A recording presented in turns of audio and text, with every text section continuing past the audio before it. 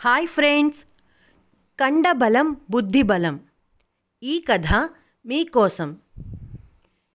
Hello friends, ఇలాంటి కథలు ఇంకా మీరు వినాలనుకుంటున్నారా? అయితే ఈ కింద వీడియోలో చూపించినట్టుగా మన వీడియోని లైక్ చేయండి, సబ్స్క్రైబ్ చేయండి, షేర్ కూడా చేయండి. ఇక కథ మొదలెడదామా? శివపురంలో అంజన్న, శివన్న అనే ఇద్దరు మిత్రులు ఉండేవాళ్ళు. వాళ్ళది విడదీయరాని స్నేహబంధం. అంజి పొడవుగా బలంగా ఉండేవాడు. ఇక శివకేమో లోకజ్ఞానం ఎక్కువ. నీకేమిరా, కొండలు పిండి చేసైనా అమ్ముతావు అనేవాడు శివ. నీకు ఏమీ నష్టం లేదు, బలం లేకపోయినా నీకున్న తెలివితేటలతో ఎక్కడైనా బతికేస్తావు అనేవాడు అంజి. ఇద్దరూ కలిస్తే ఇంకెవరూ వీళ్ళని ఏమీ చేయలేరబ్బా అనుకునేవాళ్ళు ఊళ్ళో వాళ్ళు.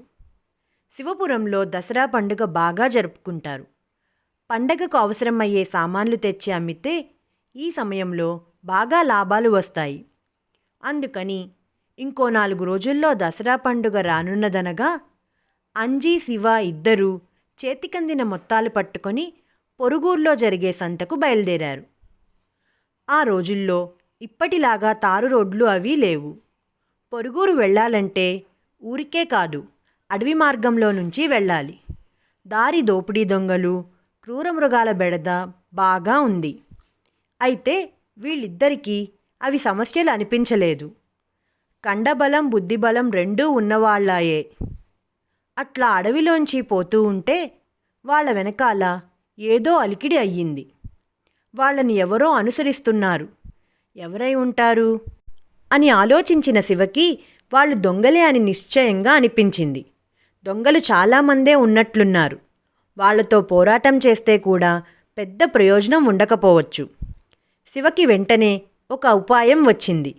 అతను నడుస్తూనే క్రిందకి వంగి చేతి నిండా గుళకరాళ్ళని, మట్టి బెడ్డల్ని తీసుకొని గబగబా వాటిని తన దగ్గరున్న ఒక గుడ్డలో చుట్టి చటుక్కున జేబులో పెట్టుకున్నాడు. అటుపైన అతను అంజీతో గట్టిగా మాట్లాడడం మొదలుపెట్టాడు. ఒరే అంజీ, మన దగ్గర ఇన్నిన్ని డబ్బులున్నాయి కదరా, మనల్ని ఎవరైనా దోచుకుపోతే ఎలాగా అని. మన దగ్గరికి ఎవరూ రారులేరా, ఇంత పెద్ద శరీరాన్ని చూసి భయపడతారులే వాళ్ళు అన్నాడు అంజి సంగతి అర్థం కాక. అయినా ఎక్కువ మంది వచ్చారనుకో, నిన్ను నన్ను కట్టి పడేస్తారు. అప్పుడింక ఏం చేస్తాం? అందుకని ఓ పని చేద్దాం. సంతలో మనకు ఏమన్ని డబ్బులు అవసరం ఉండదు. కాబట్టి ఊరికే ఏ 10 పరకో మన దగ్గర పెట్టుకొని మిగిలిన సొమ్ములన్నీ ఎప్పటి మాదిరి ఇదిగో ఈ చెరువులో పడేద్దాం. తెలిసిన చెరువే కనుక మళ్ళీ మనం వెనక్కి వచ్చేటప్పుడు చెరువులోకి దిగి మన మూటని మనం తీసుకుంటే సరిపోతుంది అన్నాడు శివ. అంజికి తిక్క పట్టినట్లయింది. శివ ఏమంటున్నాడో అతనికి అర్థం కాలేదు. అయినా మిత్రుడు అట్లా అన్నాడంటే ఏదో ఉన్నట్లే కదా అని తనకు కూడా ఏదో అర్థమైనట్లే తల ఊపాడు. దాంతో శివ ముందుకొచ్చి మిత్రుడి జేబులోంచే తీసినట్లుగా రాళ్లమూటను బయటకు తీసి దాని నదిలో గిరాటు వేశాడు. గంగమ్మ తల్లి, ఎప్పటి మాదిరే డబ్బులు నీ దగ్గర వదిలి వెళ్తున్నాం. మళ్ళీ వెనక్కి వచ్చేటప్పుడు తీసుకుంటాం తల్లి, ఈ మాత్రం సాయం చెయ్యి అంటూ వాళ్ళు అటు వెళ్ళగానే ఇక ఆలస్యం చేయకుండా దొంగలు 4 చెరువులోకి దూకారు. అంజీ, శివ ఇద్దరూ మరే సమస్య లేకుండా సంతకు చేరుకున్నారు. 7 ఊళ్ళకి ఒకటే సంత అది. చాలా పెద్ద సంత. తమకు కావలసిన సరుకులన్నీ కొనుక్కున్నారు మిత్రులిద్దరూ. ఇంకా ఒక్క మేకపోతును మాత్రం కొనవలసి ఉన్నది. ఆ సంతలోనే ఒక ప్రక్కగా పశువులు, జంతువుల సంత జరుగుతుంది. మిత్రులిద్దరూ అందులోకి ప్రవేశించారు. అక్కడ ఒక దుకాణంలో వాళ్ళిద్దరికీ నచ్చిన మేకపోతు ఒకటి కనిపించింది. కొమ్ములు మెలిక తిరిగి మెరిసే బొచ్చుతో నిండుగా ఉన్న ఆ మేకపోతును చూస్తే అంజికి, శివకి చాలా ముచ్చట వేసింది. ఇది భలే ఉందిరా, కొంటే ఈ పోతునే కొనాలి అంటూనే ముందుకు వెళ్ళాడు అంజి ఆ దుకాణదారు వద్దకు. మాట్లాడకు అని శివ ఎన్ని సైగలు చేసినా ప్రయోజనం లేకపోయింది. దాంతో వీళ్ళెవరో పల్లెటూరి వాళ్ళు, ఎంత ధర చెప్పినా కొనేటట్లున్నారని దుకాణదారు రేటుని చెట్టెక్కించాడు. అసలు ధరకు రెట్టింపు రేటు చెప్పసాగాడు. అంత రేటెందుకు అంటే, ఇది దేవతా మేక అనసాగాడు. వద్దులేరా, మనకు ఈ మేకపోతు వద్దు, వేరే ఎక్కడైనా మామూలుది కొనుక్కుందాం అని శివ అంటే, కాదు ఇదే కావాలి అని మొండికేశాడు అంజి. దాంతో శివ అతన్ని బలవంతంగా అక్కడి నుండి దూరం తీసుకొచ్చి, ఒరే, కొందరు దుకాణాల వాళ్ళు నిజాయితీగా ఉంటారు, ఎవరొచ్చినా ఒకే రేటు చెప్తారు. కొందరు ఇతనిలాగా మనిషికో రేటు చెప్తారు, అదే తెలివనుకుంటారు. అలాంటి వాళ్ల ముందు మనం వస్తువులు నచ్చినా నచ్చనట్లే ఉండాలి అని నచ్చచెప్పాడు. అయినా మనం ఆ మేకపోతునే కొనాలి అని పంతం పట్టాడు అంజి. దాంతో శివ కొంచెం ఆలోచించి, సరే నువ్వు ఎక్కువ మాట్లాడకు, నేను ఎట్లా చెప్తే అట్లా చెయ్యి అని కొంచెం అవతలగా ఉన్న దుకాణానికి పోయి ఒక బాతుగుడ్డును కొనుక్కొచ్చాడు. దానికి బంగారం రంగు పూశాడు. రంగు ఆరాక దాన్ని చేతపట్టుకుని మేకపోతు దుకాణదారు దగ్గరికి పోయాడు. అతనికి తన చేతిలోని గుడ్డును చూపిస్తూ, మిత్రమా, నిజంగా మాట్లాడితే నీ మేక మాకు అవసరం లేదు. మాకు బంగారం గుడ్లు పెట్టే పాతొకటి ఉంది, రోజుకో గుడ్డు ఇస్తుందది. అసలైతే ఆ గుడ్డును అమ్ముకునేందుకు వచ్చాం సంతకి. ఇప్పుడు మేం దీన్ని ఇక అమ్మం, దీన్నే పొదగ పెడతాము. బంగారు బాతుపిల్లలు ఎట్లాగూ పుడతాయి. రోజు ఓ 10-12 బంగారు గుడ్లు వస్తే ఇంకేమీ, మేము కోటీశ్వర్లం అవుతాం త్వరలోనే. అందుకని నీ మేకపోతును ఏదో ఒక రేటుకు ఇచ్చేయి, పర్లేదు అని ఏదేదో చెప్పసాగాడు. దుకాణదారుకి వీడు ఏదో తెలివిని చూపిస్తున్నాడు అని అర్థమైంది. కానీ కిటుకు ఏంటో ఎంత ఆలోచించినా అర్థం కాలేదు. ఏది, ఆ గుడ్డును ఓసారి చూపించు అని మాత్రం అన్నాడు. ఆ అవకాశం కోసమే ఎదురుచూస్తున్న శివ దాన్ని దుకాణదారు చేతిలో పెట్టినట్లే పెట్టి గుడ్డును కిందకి వదిలేశాడు. గుడ్డు పగిలి అందులోని సొన అంతా నేల మీద పడింది. శివ కనుసైగ చేయగానే అంజి ఏడుస్తూ గట్టిగా అరవడం మొదలెట్టాడు. మా బంగారు బాతుగుడ్డు నువ్వు పగలగొట్టావు అంటూ. జనాలు అంతా చుట్టుమూగారు. శివ, అంజి తమ నాటకాన్ని రక్తి కట్టిస్తూ, ఇది మామూలు గుడ్డు కాదు, బంగారు గుడ్డు, దాన్ని ఇతను పగలగొట్టాడు కాబట్టి దాని మూల్యం చెల్లించాల్సిందే అని అరవసాగారు.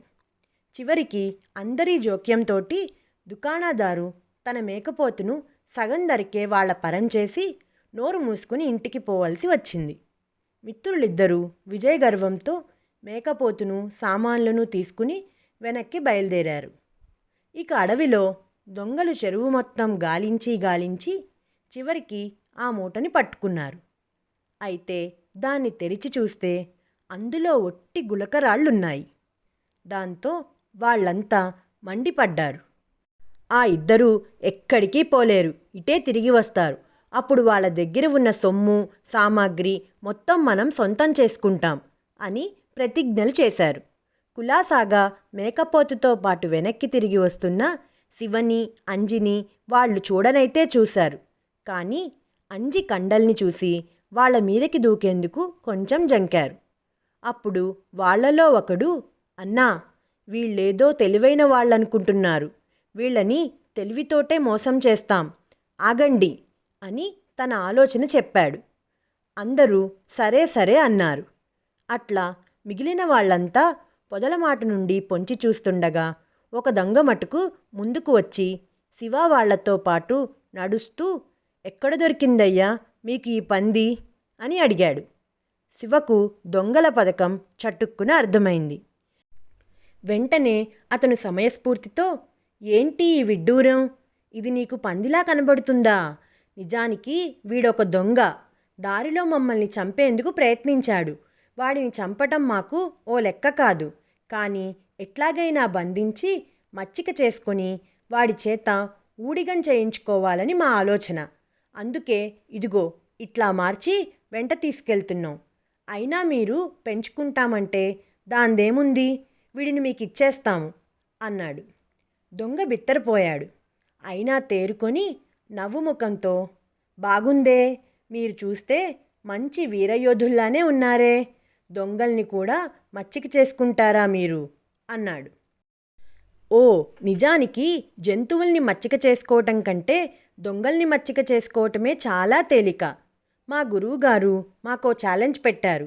5 దొంగల్ని మచ్చిక చేసుకుని తెస్తే తప్ప మా చదువు ముగిసినట్లు కాదని. ఇదిగో ఇప్పటికి ఒక దొంగ లెక్క తేలాడు. మరో 4 కోసం వెతుకుతున్నాం.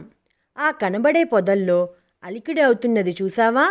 అక్కడే ఎవరో దొంగలు నక్కి ఉన్నారని నా అనుమానం. అయితే వాళ్ళు ధైర్యం చేసి మా మీదకి వచ్చే వరకు మేం ఏమీ చేయడానికి లేదు. అందుకనే ఆలోచిస్తున్నాను అన్నాడు శివ నవ్వు ముఖం పెట్టి. ఆ పొదల్లోనేగా తమ వాళ్ళున్నది. దాంతో దొంగవాడికి భయం వేసింది. మీరు భలే ఉన్నారు, వస్తా అని చెప్పి సులభంగా తప్పించుకుపోయి, అబ్బాయిలు వీళ్ళెవరో మరీ ప్రమాదకరంగా ఉన్నారు, వీళ్ళని వదిలేద్దాం, వేరే ఎవరినైనా పట్టుకోవచ్చు బతుకుంటే అని తమ వారినందరినీ తిరిగి అడవిలోకి తీసుకువెళ్ళిపోయాడు. పద పద, వాళ్ళు మనసు మార్చుకునే లోపల మనిద్దరం ఊరు చేరాలి అని గబగబా నడిచి క్షేమంగా శివపురానికి చేరుకున్నారు మిత్రులిద్దరూ. ఈ కథ మీకోసంలో ఈ కథ మీకు నచ్చిందా పిల్లలు?